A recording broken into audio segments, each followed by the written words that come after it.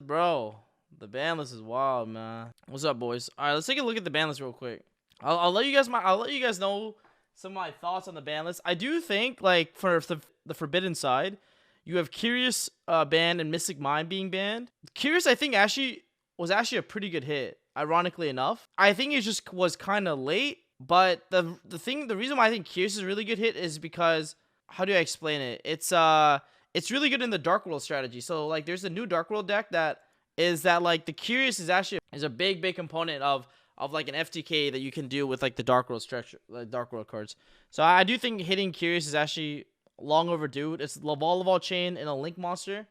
So it's like really good in my opinion.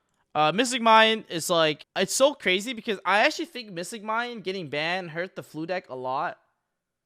It's unfortunately, you know, one of my favorite cards. What the hell?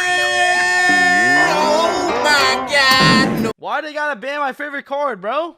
I think Mystic Mind actually made it so that Flu has a harder time going second. Like Flu is just, I think like one of the other strategies in the meta right now is like really hard. I mean, like there's cards that I wish they probably should have touched, which is like Dweller.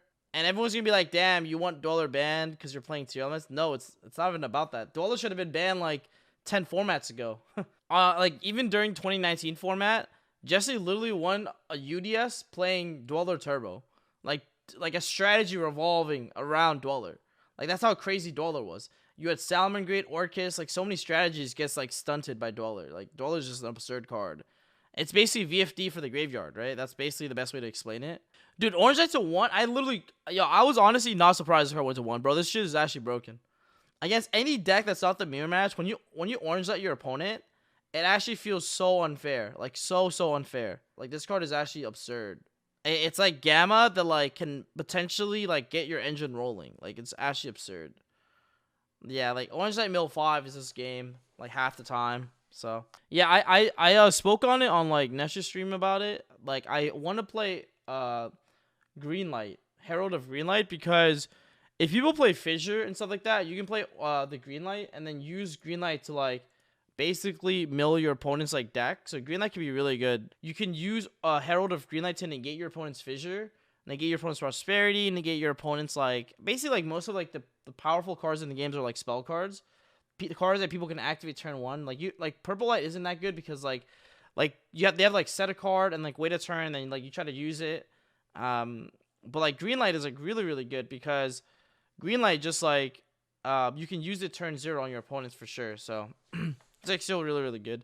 I would probably play this because like you want to be able, like the whole concept of like 2 elements is that being able to play on your opponent's turn. So yeah, I do think this card is like really nice. Rossetto Starling is like cool. Yeah, so we have Rossetto Starling going to 2, which is cool because like it allows you to like search like multiple DD Crows as well as make an F0 and like the bird strategy. And like the cool thing about like the bird strategy is that it doesn't lose to Bystios, which is what everyone's playing now. So like maybe like this card coming to 2 could be kind of cool. It might introduce a new meta deck into the game, or like a deck that can somewhat compete. You know, like almost like a tier. I consider tier 1 like basically tier 0 tier elements, tier 1 Flu, and anything that's not that basically tier 2. And so like for me, like the Lyralist strategy with like Tri-Brigade cards could actually be a very solid tier 2 deck. Maybe even like tier and a half, just because like if everyone plays like 9 Bystial, like this deck does not get stopped by Bystials at all, so your opponent has a lot of dead cards. And going second is the Lyralist Tri-Brigade deck has always been a deck known to have multiple non-engine. So that's also like a huge plus. Like if you can make Beatrice, like you can like play Bystials in the Lyralist strategy as well. Like Bystial your opponent multiple times, make Beatrice. Beatrice sends Kit sends Nerval. Nerval gets like a follow-up card, you know what I'm saying? So like it's definitely like a strategy like to look into for sure, you know? Yeah, Zombie World does hurt this strategy though, but like I do think this card coming to 2 is like cool.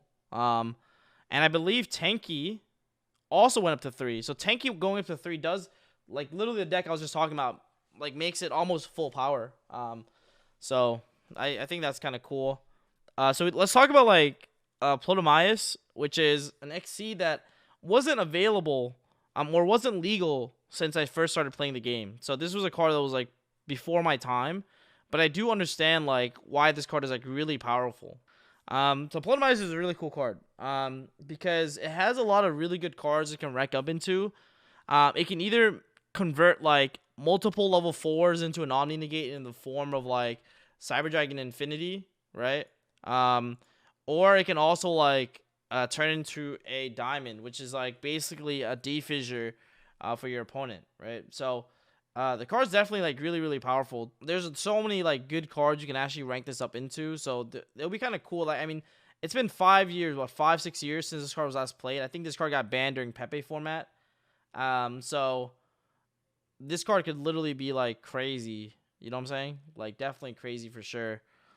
I think the other thing we could also look into as well was like you have cards like Defissure, Macrocosmos going to 3, which is so funny because like I think like one of the things that they're doing is they want to keep the tier element deck around, but making it easier for like the average player base who don't want to play the deck to have access to cards like Floodgates, because quite frankly, if you think about it from a Konami perspective, right, like not everyone is a hyper competitive player, right? Not everyone has time to learn the element deck. No one has like the energy to like learn how to like play the mirror match.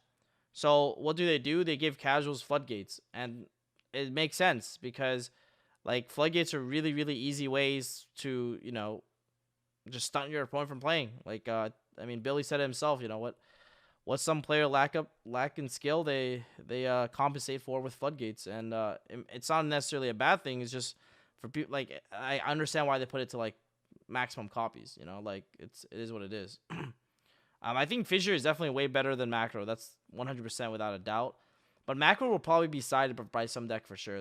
And then you have like cards like Metaverse going to 3. I think Metaverse going to 3 is like interesting because I guess it can play cards like Necro Rally straight from your deck, something like that, which is interesting. It also like I'm trying to think like what other good field spells there are that like can be tutored off of Metaverse. But it is like definitely like nice that card is back to 3. But Metaverse was always like a card that was like low key worse than Demise because Demise couldn't even lose to Ash Blossom, but Ash isn't really being played right now, so maybe that's fine. Village. Oh yeah, Village is a really good card. Yeah, that was really annoying. Like I remember playing against Ultra they like stand my face Village you. That was so ace. Yeah, it's tough, man. Like in terms of like support it, like balancing everything, it's really hard. Like you have to just choose the days, you know. Yeah, it's funny because for the first time ever, the metaverse has been restored. And what I mean by that is that Mystic Mind has been banned in every platform that Yu-Gi-Oh can be played on. Which is so funny. Because like before we would say that, you know, OCG has Max C, we have Mystic Mind. That was like the comparison. But now we don't have Mystic Mind. So like, you know, what's going on? Can you go Metaverse into Pellerino to add healthness? No, you can't. Field spells that add on activation has to be like manually played. They can't be like activated from the deck to search. They have to be manually played. So like you can't like Metaverse into Hidden City to search like a Guru or a Fiendus. Like you have to mechanically play that card, like, you know, from the hand, and then use and search. They can't be triggered. Yeah, but I do think it's funny. Yeah, the Metaverse, it's finally been restored, man. We Mystic Mind has been banned on all platforms. But overall, my thoughts on the list is that it's actually not that bad. I do think the Tearlament deck is actually quite healthy for the game. Like I don't see like that bad of an issue with it. Yo, I do understand a couple things, which is like the you can't really play other decks in the format, but now like you kind of can, because all those other decks that aren't playing tiers just plays Floodgates to counter tier, which is historically how it's always been. Like every rogue deck has always in some shape or form always countered the tier 1 strategy. It's never been like a, you know, like every rogue deck is played at a competitive level, if chosen to be played at a competitive level, mainly because they can interact in a way that it's beneficial with the meta decks of the format, right?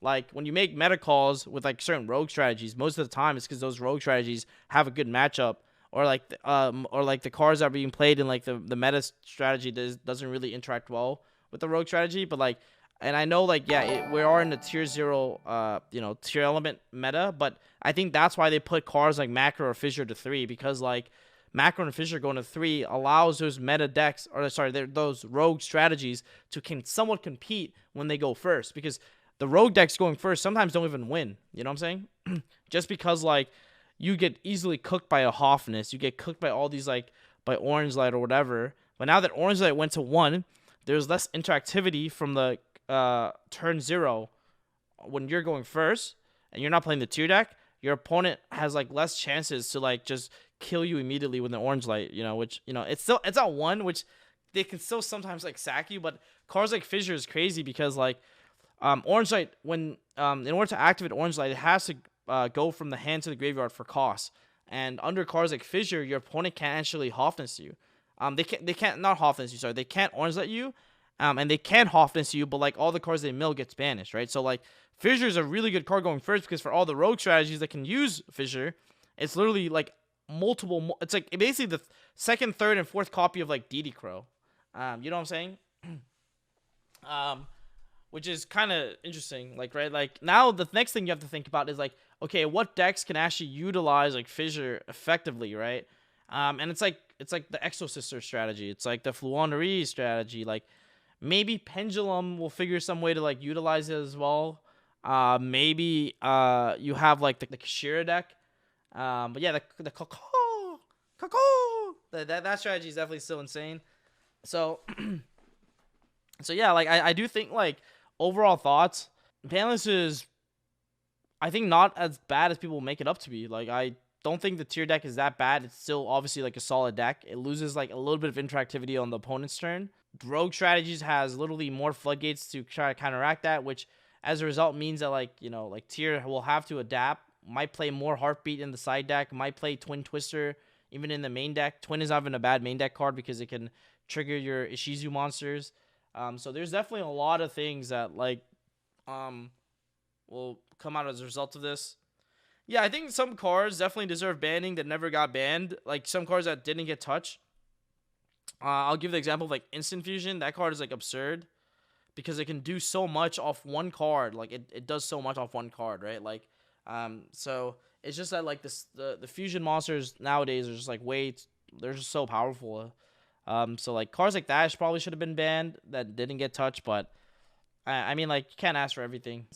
Yeah, so like I think overall, like yeah,